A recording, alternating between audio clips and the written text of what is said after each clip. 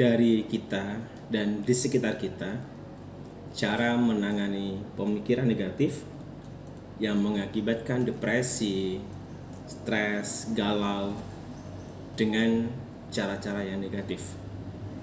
Dengan saya, Taufan Adinata, kita akan membahas bagaimana cara mengobati depresi, stres dengan cara merubah pola mindset kita.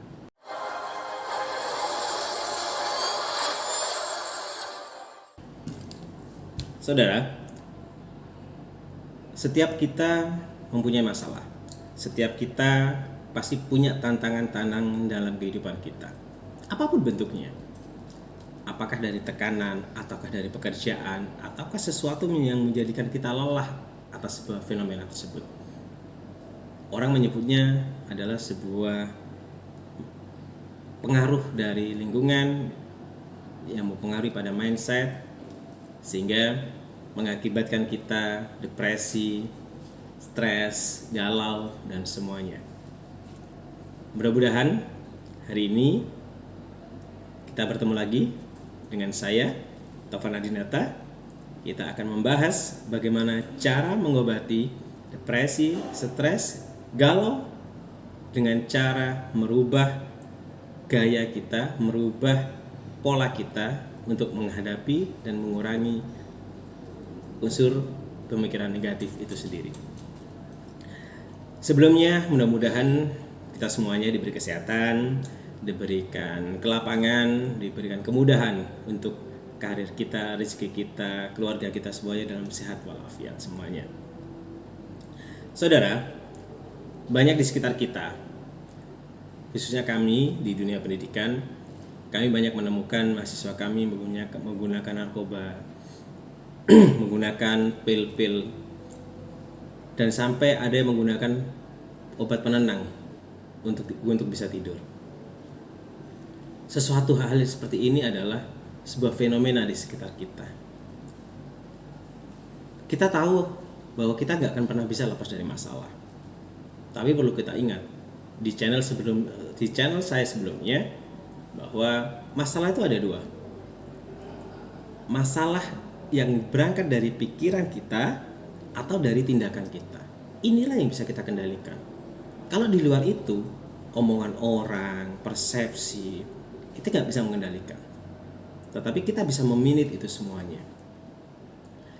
Dan perlu kita ingat saudara, kadang kita menemukan teman-teman kita, lingkungan kita, sahabat-sahabat kita, setiap harinya selalu tersenyum, selalu ketawa, selalu bahagia. Jangan kira mereka-mereka yang selalu bahagia, dia tidak punya masalah. Sebenarnya masalah mereka lebih kompleks dan lebih berat kalau menurut kita. Begitupun dengan mereka yang setiap harinya selalu curhat, selalu pesimis, selalu curhat. Itu sejatinya masalahnya terlalu kecil. Sangat kecil dan itu bisa dikendalikan dan bisa diselesaikan. Sebelum kita memulai, setiap masalah, apapun yang masuk dari sekitar kita, seperti yang selalu sering saya sampaikan adalah jangan pernah mundur, jangan pernah lari dari masalah itu. Tugas kita hanya menghadapinya, mensiasatinya, meminit itu semuanya. Maka kalau sebelumnya kemarin kita bicara tentang caranya secara mindset, kita akan secara eksternalnya. Apa sih merubah pola kita yang harus kita lakukan untuk mengurangi depresi, stres ataupun galau itu sendiri. Kita ingat saudara bahwa saat kita tidak bisa mengendalikan pikiran negatif, tidak bisa membuat perubahan dari pola kita, biasanya kita pengalihannya adalah menggosip. Kebiasaannya adalah menyalahkan orang. Ini adalah bentuk pelarian, bentuk pola yang negatif yang menjadikan dia tambah punya masalah. Jadi kuncinya adalah untuk merubah pola. Setelah merubah pola mindset kita adalah membuat pola hidup kita berubah. Apa yang harus kita lakukan adalah kita harus membuat pola hidup kita setelah dari mindset masuk ke pola kehidupan yang sehat, yang bisa mempengaruhi psikis kita. Nah, dengan saya ada 5 hal yang bisa merubah pola hidup kita lebih baik menghadapi pikiran negatif, yang mengakibatkan depresi, stres, dan juga galau untuk kita semuanya. Oke saudara, yang pertama adalah ini saya dapatkan dari mentor saya, Krishnamurti. Beliau Bapak NLP Indonesia kalau saya menyebutkannya. Yaitu dengan cara yang pertama adalah selalu senyum atau nyengir kuda setiap bangun tidur selama 20 detik. Ini telah saya lakukan selama 30 hari. Ternyata ada efek yang sangat dahsyat, merubah mindset saya, merubah badan saya. Dengan saya setiap bangun tidur dengan senyum atau nyengir 20 detik. Setiap bangun tidur. Mau tidur malam, ya, bangun pagi, atau dalam sebuah malam itu kita bangun 3 kali pun, tetap setiap bangun kita nyengir dulu 20 detik masih dalam rebahan tidur kita. Sangat dahsyat. Kenapa? Tidak bisa saya gambarkan, ternyata dengan kita bangun dengan senyum, bahagia, itu ada di gelombang theta dan kan mempengaruhi kehidupan kita di depan. Itu yang pertama, senyum nyengir 20 detik setiap kita bangun tidur. Yang kedua adalah aktivitas kita tambah, yaitu minimal kita jogging atau jalan 30 menit setiap harinya. Tidak perlu lari terlalu cepat. Pagi jam 5 pagi kita bangun setelah aktivitas ibadah yang Islam atau yang lainnya, maka jalanlah 30 menit. Jalan aja, jogging aja pelan. Maka tubuh kita pun akan punya unsur positif di sekitar kita. Ingat, yang kedua adalah lari ringan atau jalan selama 30 menit. Yang ketiga adalah selalu bercermin kita untuk diri kita. Bercermin itu adalah lihatlah wajah kita. Kapan sih kita tidak bersahabat dengan diri kita? Cobalah ngobrol dengan diri kita. Bagaimana kita telah hidup dengan unsur mulai rambut sampai kaki kita. Dia yang menemani kita. Cobalah ajak bicara diri kita yang ada di cermin itu.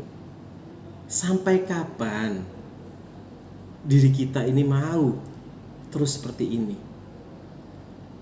Ulangi lagi. Kapan ini dimulai untuk bisa lebih baik? Ajak diri kamu yang ada di cermin untuk berjanji dengan tegas kita akan merubah segala pola yang negatif. Siap menghadapinya, tidak pernah lari dan selalu mensyukuri segala indera, segala tubuh yang ada di tubuh kita. Ajak ngomong tangan kita. Terima kasih tangan, kamu menemaniku dalam bekerja. Terima kasih mataku, kamu menemaniku dalam aktivitas sehari-hari. Terima kasih rambutku, kamu menemaniku dalam sebuah kehidupan sehari-hari sehingga aku lebih tampan, aku lebih indah. Ajak ngomong tubuh kita. Ajak ngomong tubuh kita. Dan mulailah bersahabat dengan tubuh kita sendiri. Kita sering melupakan tubuh kita sendiri. Kadang kita jahat atas tubuh kita sendiri. Mulai bersahabat, sentuh-sentuh tubuh kita. Bercermin di kamar mandi, ajak ngomong tubuh kita dengan baik. Dengan sesekali kita selalu mengusap dengan indah. Rasakan sensasinya, sensasi dari diri kita yang kita bercermin. Ajak ngomongnya dalam bercermin itu. Yang keempat adalah kembali kepada Tuhan. Kembali kepada Tuhan. Berdoalah saudara bahwa tubuh kita, roh kita adalah milik Tuhan. Selalu ada jawaban setiap atas doa-doa kita kepada Tuhan. Sampaikan keluh kesah kita, sampaikan rasa lelah kita, sampaikan segala sesuatu yang menjadikan kita hambar, kita lelah pada Tuhan. Biarkan Tuhan yang menyelesaikan semuanya dengan caranya. Pasrahkan dengan tulus, tetap komitmen lebih baik, selalu memperhatikan diri kita, maka insya Allah kita akan bisa merubah pelan-pelan energi yang sangat positif besar masuk ke tubuh kita. Yang kelima adalah coba pelariannya bukan dengan merokok yang paling dalam, bukan cara miras, bukan cara pil-pil yang seperti itu. Kalaupun perlu makan, makanlah coklat. Coklat tidak menjadikan kita gemuk. Yang menjadikan gemuk adalah tambahan yang ada dalam coklat itu sendiri. Krim-krim yang ada dalam makanan kita, ya, karbo-karbo yang ada dalam coklat itu sendiri, di sekitar coklat itu yang menjadikan kita agak gemuk. Tetapi coklatnya tidak menjadikan kita gemuk. Banyak riset jurnal-jurnal tentang itu semuanya. Maka saya ulangi lagi adalah, yang pertama adalah mari kita nafas mencopat setiap bangun pagi 20 detik setiap harinya, setiap bangun tidur apapun. Yang kedua, berolahraga 30 menit. Yang ketiga adalah bercermin, menemukan kita, berdialog dengan diri kita. Yang keempat adalah kembali kepada Tuhan kita, pasrahkan semuanya. Yang kelima, kalaupun pelarian harus makan, harus konsumsilah coklat, sehingga tubuh kita juga adil dan sehat untuk kita semuanya. Itu saudara, pola pelarian, pola yang harus kita rubah dari kehidupan kita setelah mindset yang kita rubah, sehingga tubuh kita sehat, pikiran kita sehat, dan kita tegas kepada tubuh kita, maka semuanya akan lancar. Kita yakin semuanya dalam kendali Tuhan kita. Dengan saya, Taufan Adinata, sukses untuk kita semuanya.